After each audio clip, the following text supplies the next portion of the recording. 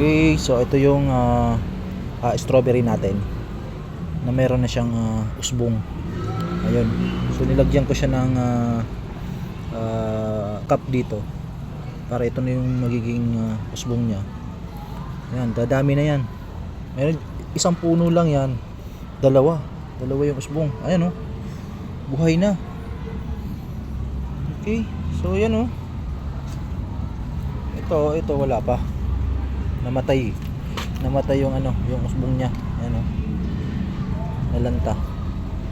Pero buhay pa rin siya. Ang maganda dito, sa isang puno, dalawa yung yung usbong niya. Kaya mapaparami na talaga natin to. Ayan. So ganun lang oh. Ayan, meron ng ugat yan eh. Ayan. So itong part na yan, ito.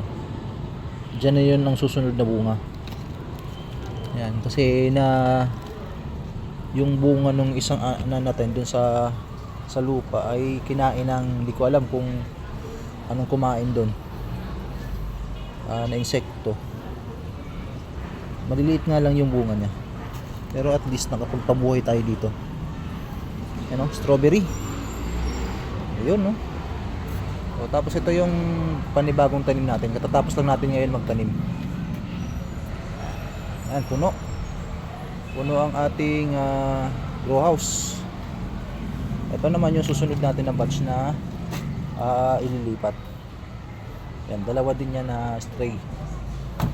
Okay, so dun tayo sa strawberry. Sana tuloy-tuloy to. Thank you mga kaurban.